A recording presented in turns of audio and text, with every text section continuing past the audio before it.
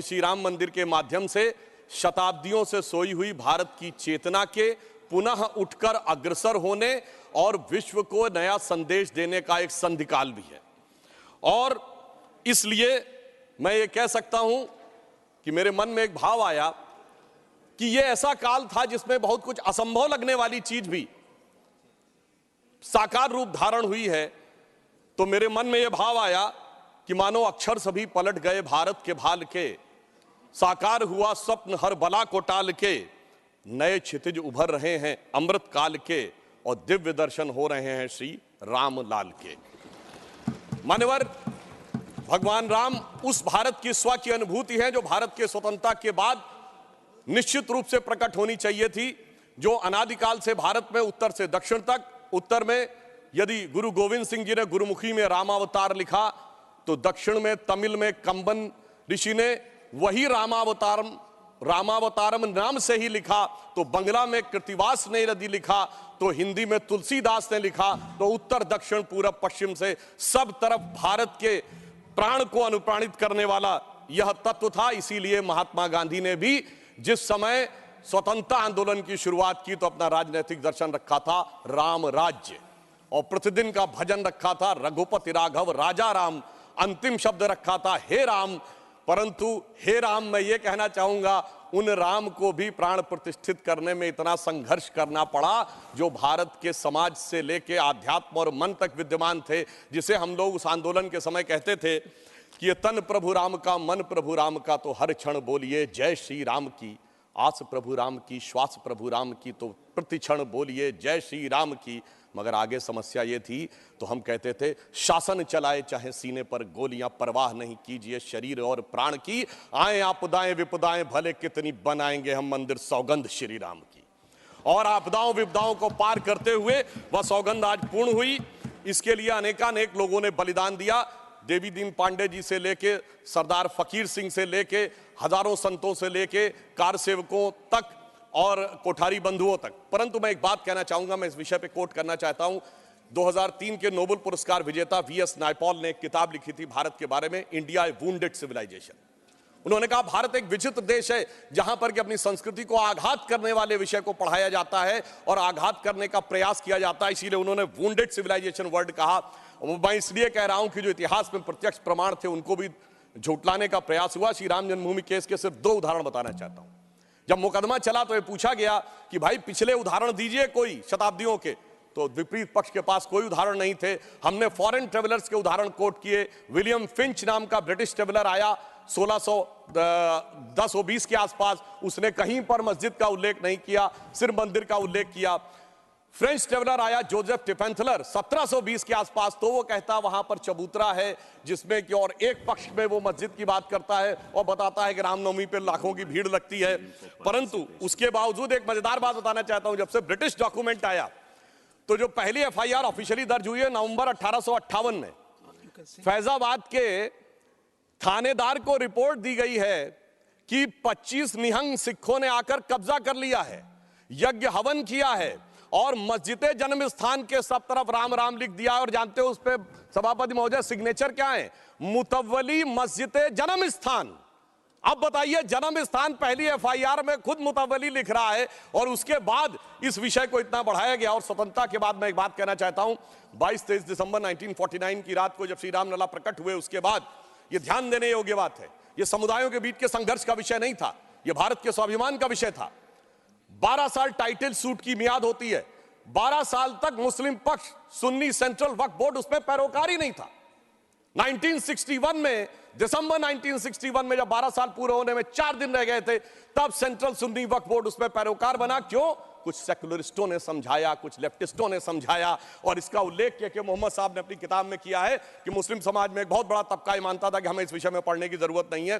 परंतु राजनीति के चलते हुए भारत के स्वाभिमान का विषय ये इसका प्रतीक बना। परंतु उसके बाद कोर्ट का निर्णय आया, संपूर्ण मर्यादाओं को पूर्ण करते हुए आज ये दिन आया। तो मैं कई बार हम लोग से कहा जाता है कोर्ट का निर्णय आया तो इसमें आपने क्या किया? तो मैं बताना चाहता हूं, हम जब जब सत्ता में आए 1991 में कल्याण सिंह जी की सरकार ने आकर 67 एकड़ भूमि का अधिग्रहण किया। उसके बाद याद करिए खुदाई पर रोक लगा दी गई थी। तो अटल जी की सरकार आई तो नई टेक्नोलॉजी आ गई, ग्राउंड पेनिट्रेशन रेडार, तो रेडार मैपिंग की गई और वो कोर्ट में प्रस्तुत कर दी गई। मतलब ऑपरेशन पे रोक थी, अल्ट्रासाउंड पे तो नहीं थी ना, तो अल्ट्रासाउंड करके दिखाया गया, देखो भाई अंदर क्या है। फिर कोर्ट ने परमिशन दी और उसी खुदाई की हुई 2003 में, और उसके अंदर जो साक्ष्य निकले उसी से 30 सितंबर 2010 का Lucknow bench of Allahabad high court का जजमेंट आया, जिसने गर्भगृह श्री रामलला विराजमान को दिया। अब जब मोदी जी की सरकार आई तो क्या अंतर था? विषय सुप्रीम कोर्ट में आ चुका था। सबसे बड़ी समस्या यह थी कि सुप्रीम कोर्ट में सारी की सारी प्रोसीडिंग सिर्फ इंग्लिश में होती है और वहां सारे डॉक्यूमेंट्स जो हजारों हजार पेज के थे उनको इंग्लिश में ट्रांसलेट करना था विद ऑथेंटिक डॉक्यूमेंट्स, जिसमें अरबी फारसी के भी थे, संस्कृत के भी थे, सबके थे।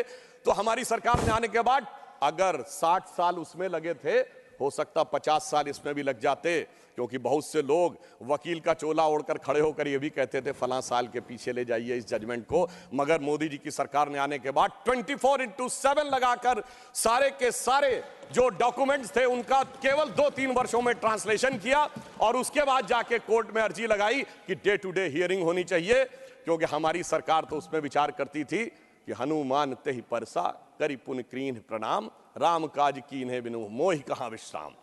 और फिर आपने देखा कि वो जब जजमेंट आया, और ये भी एक सुखद संयोग देखिए कि मान्यवर, हमसे टीवी डिबेट में अक्सर बहुत पूछा जाता था कि आ गए भाजपा वाले, कहते हैं रामलला हम आएंगे, मंदिर वहीं बनाएंगे, तारीख नहीं बताएंगे। महोदय, राम का मंदिर कोई इमारत नहीं थी, ये भारत की भव्यता का आगाज था, और वो तारीख कोई तारीख नहीं थी, वो काल की गति थी। और वो तारीख क्या थी मैं बताना चाहता हूं। जब रामलला इस मंदिर में आए हैं तो वो तारीख आई है, 4 करोड़ गरीबों को घर लेकर आई है, 11 करोड़ लोगों के लिए शौचालय लेके आई है, 54 करोड़ लोगों के लिए जनधन अकाउंट लेके आई है, हर गांव में बिजली, हर गांव में सड़क लेकर आई है, और इतना ही नहीं, हर शहर में हर राज्य में एयरपोर्ट लेकर आई है, समुद्र पे सबसे बड़ा सेतु अटल सेतु लेकर आई है, और चिनाब नदी पे दुनिया का सबसे ऊंचा पुल चिनाब का पुल लेकर आई है, हाईएस्ट एफडीआई लेके आई है, हाईएस्ट फॉरेन एक्सचेंज रिजर्व लेके आई है, फास्टेस्ट ग्रोइंग इकोनॉमी लेके आई है। और जनाब, वो फिल्म का डायलॉग होता था, तारीख पे तारीख, तारीख पे तारीख वाला इंडियन पैनल कोड को तारीख का हिस्सा बनाकर भारतीय न्याय संहिता लेके आई है, जो 3 साल के अंदर सारी तारीखों को खत्म कर देगा। मगर महोदय, ये तारीख का राज थोड़ा और गहरा है, क्योंकि जब राम मंदिर की प्राण प्रतिष्ठा होनी थी तो तारीख वो होनी थी कि प्रधानमंत्री को जाना था, यानी तारीख उसका इंतजार कर रही थी कि ऐसा प्रधानमंत्री आएगा जो उस दिन आकर प्राण प्रतिष्ठा करेगा। और वो प्रधानमंत्री भी कैसा होगा, जो कि पूरे राष्ट्र का सपोर्ट लेकर, हाँ बोल रहे हैं प्लीज, अरे भाई बोल रहे हैं madam please, not allowed, please बैठे आप, काहे परेशान आपको इजाजत नहीं है, nothing is going on record, please. अरे सुनिए, आप बोले। महोदय, प्रधानमंत्री भी कौन होगा, जो पूरे देश का जनादेश लेकर आया होगा और दूसरी बार भी लेकर आया होगा, जो अपने घोषणा पत्र में यह लिख के लाया होगा कि हम राम मंदिर का प्राण प्रतिष्ठा करेंगे, हम निर्माण का मार्ग प्रशस्त करेंगे, यानी 140 करोड़ लोगों के जनादेश के साथ वो तारीख आने वाली थी जिस तारीख का इंतजार था।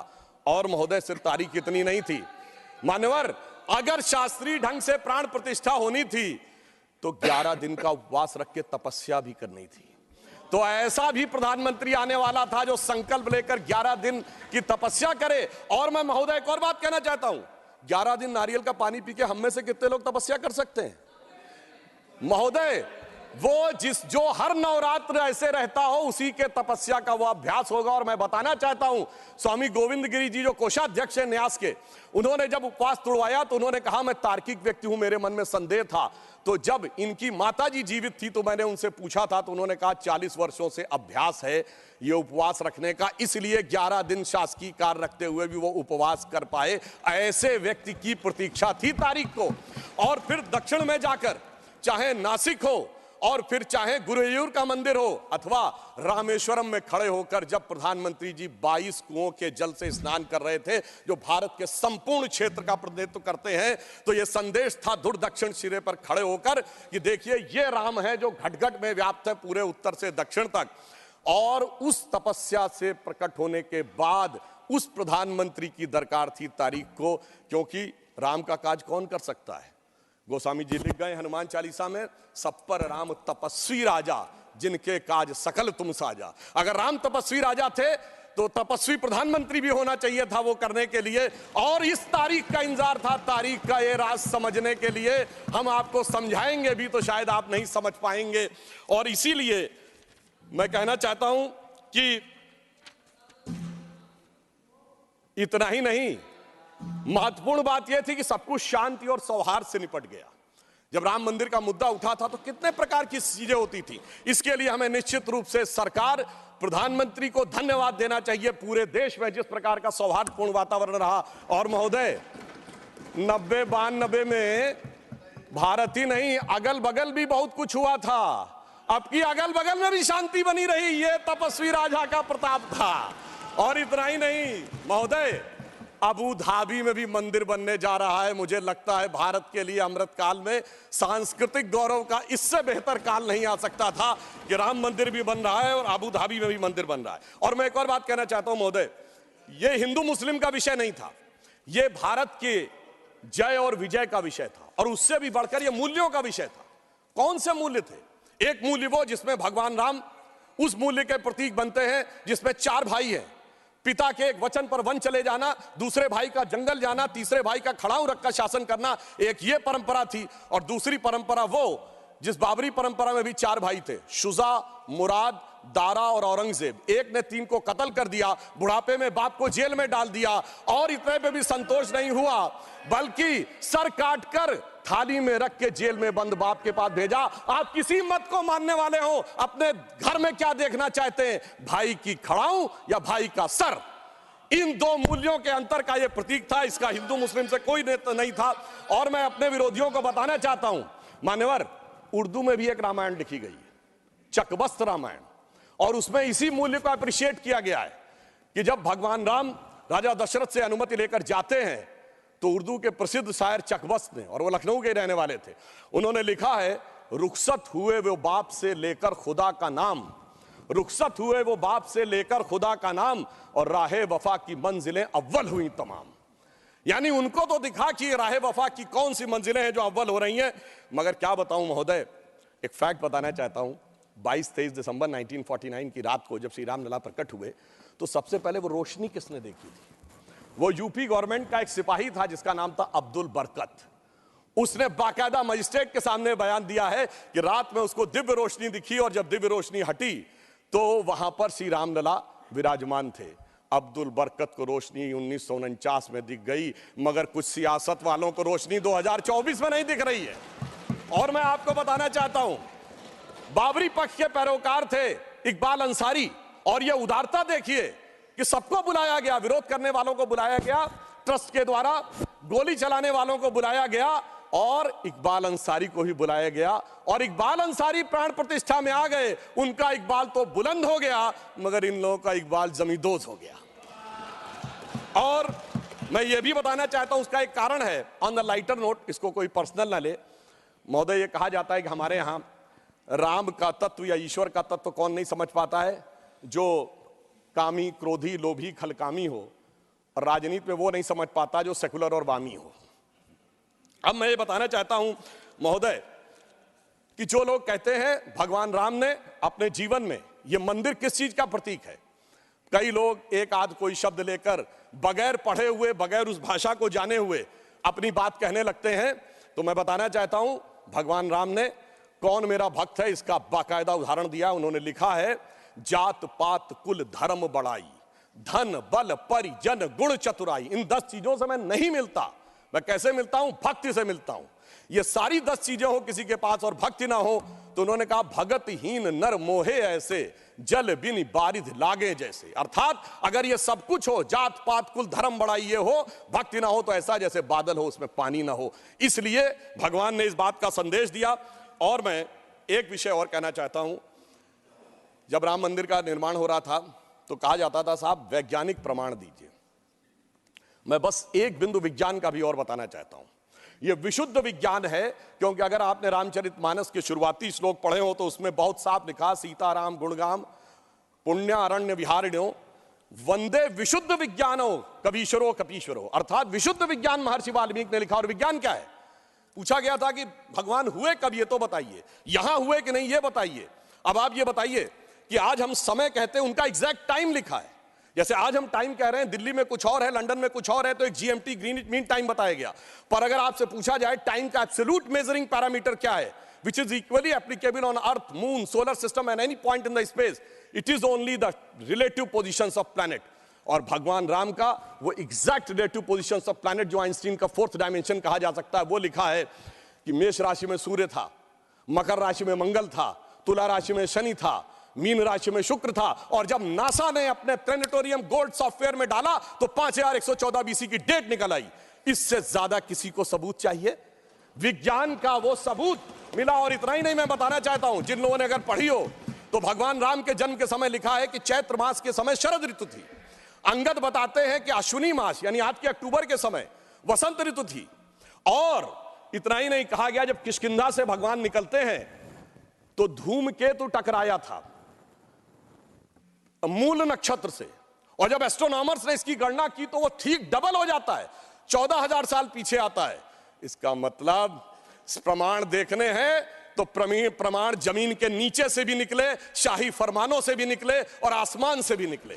समस्त मर्यादाओं को पूर्ण करते हुए हमारे ये इस विषय के ऊपर आए। और मैं एक बात और कह दूं, कभी कहा जाता था महर्षि वाल्मीकि ने तो रामायण भगवान राम के पैदा होने से पहले लिख दी थी, और कहा जाता है भविष्य में जाके लिख दी। कहा जाता है गप है, बकवास है, कैसे हो सकता है। महाभारत कहा जाता है वेद व्यास ने भूतकाल में जाके लिखी, वैशंपायन के समय। अरे ऐसा कैसे हो सकता है? मैं पूछना चाहता हूं, 1916 में आइंस्टीन की थ्योरी ऑफ रिलेटिविटी देने के बाद अब time travel forward, time travel backward बकवास है क्या? अगर किसी ने साइंस नहीं पढ़ी है तो उसे समझना चाहिए। मगर मैं ये नहीं कहना चाहता हूं इसको कह के, मैं कहना चाहता हूं हमारे ऋषि त्रिकालदर्शी थे, और ये टाइम ट्रेवल तो बहुत छोटी बात थी जो अब धीरे धीरे लोगों को समझ में आ रही है। और मैं एक विषय और कहना चाहता हूं, हम सब ने भगवान राम के मंदिर तो देखा, वहां पर दूसरा सबसे बड़ा मंदिर कौन सा? हनुमानगढ़ी का। आपने हनुमान जी के सैकड़ों हजारों मंदिर देखे होंगे इस देश में, लवकुश का मंदिर देखा है कभी? नहीं। हमारे यहां पुत्र का महत्व नहीं है, शिष्य का महत्व है, भक्त का महत्व है। हमारे यहां बायोलॉजिकल सक्सेशन का महत्व नहीं है, स्पिरिचुअल सक्सेशन का महत्व है। इसीलिए द्रोणाचार्य के बेटे का स्थान ऊंचा नहीं है, शिष्य का स्थान ऊंचा है। इसीलिए हम हर जगह गुरु शिष्य परंपरा की बात करते हैं, पिता पुत्र परंपरा नहीं होती। भगवान राम का चरित्र इस बात का उदाहरण देता है कि हर जगह आपको हनुमान जी के मंदिर मिलेंगे, वो भी राम से ज्यादा मिलेंगे। और मैं अंत में यह कहना चाहता हूं महोदय, एक बार एक डिबेट में वो कहने लगे कि भाई, you are talking about the Ram temple. How does Ram temple fits in the 21st century? Emerging India aspires to become a technologically advanced and become the economic superpower with the youngest population. Where does Ram Mandir fits in that? मैंने कहा सुनिए महोदय, हम 21वीं सदी में भारत को सिर्फ इकोनॉमिक, इंटेलेक्चुअल या मिलिट्री सुपर पावर नहीं बनाना चाहते, हम वर्ल्ड लीडर बनाना चाहते हैं। और जब वर्ल्ड लीडर बनाना चाहते हैं तो it should symbolise the certain set of values which will inspire the world. और अगर सारे श्रेष्ठतम मानवीय मूल्यों का प्रतीक कोई एक होगा तो वो भगवान राम का मंदिर होगा, जो विश्व के सबसे श्रेष्ठतम मानवीय मूल्यों का प्रतीक होगा। कैसे? मैं आधुनिक जियोपॉलिटिक्स से बताना चाहता हूं। आज कोई एक देश किसी पर अटैक कर रहा है, रशिया यूक्रेन की लड़ाई चल रही है, चाइना का ताइवान के साथ प्रॉब्लम चल रहा है, इराक और उसका चला। क्या है डिप्लोमेसी में? नंबर 1 एनेक्सेशन, दूसरे देश को मिला लो। दूसरा है सब्जुगेशन, वहां अपना डिप्यूटी अपॉइंट कर दो। और तीसरा है डोमिनेशन, उसके साथ संधि साइन कर लो। भगवान राम ने क्या लंका को जीतने के बाद एनेक्सेशन किया? नहीं। क्या वहां पर कोई अपना डिप्यूटी बैठाया यानी सब्जुगेशन किया? नहीं। कोई ट्रीटी साइन कराई, डोमिनेशन किया? नहीं। तो मैं कह सकता हूं आज के जियोपॉलिटिक्स वर्ल्ड में जब क्लैश ऑफ सिविलाइजेशन कहा जाता है तो उसका प्रतीक वो राम मंदिर दिखेगा, जो पूरी दुनिया को बताएगा कि पीसफुल को एग्जिस्टेंस कैसे हो सकता है बगैर एक दूसरे से लड़े हुए। इसलिए मैं कह सकता हूं 21वीं सदी का महान भारत बगैर राम मंदिर के संभव ही नहीं है। और अंत में मैं सिर्फ ये कहना चाहता हूं, ये एक नया इतिहास बना है और ये हमारी सरकार और माननीय प्रधानमंत्री जी की उस दृढ़ इच्छा शक्ति का प्रतीक है जिसके लिए कहा जाता था अरे 370 कभी हटेगी नहीं, राम मंदिर कभी बन ही नहीं सकता। मगर ये वो लोग कहते हैं जो फूलों के हार पहनते हैं। हमारे प्रधानमंत्री जी अंगारों के हार पहनते हैं, और जो अंगारों के हार पहनते हैं वो इतिहास को बदलने में निश्चित रूप से सफल होते हैं। इसलिए मैं अंत में ये कहना चाहता हूं, अपनी सरकार को बधाई देते हुए, श्री राम जन्मभूमि न्यास ट्रस्ट, हमने बहुत साफ कहा था हम मंदिर नहीं बनवा रहे, मंदिर न्यास बनवा रहा, हम सिर्फ मार्ग प्रशस्त कर रहे हैं। दूसरों ने कहा था कि हम वो बनवा रहे हैं, तो हम सिर्फ उनके लिए कहना चाहते हैं प्रधानमंत्री जी की तरफ से कि अंगार हार उनका जिनकी सुन हाँक समय रुक जाता है, अंगार हार उनका जिनकी सुन हाँक समय रुक जाता है, आदेश इधर कर देते हैं इतिहास उधर मुड़ जाता है। धन्यवाद। धन्यवाद। माननीय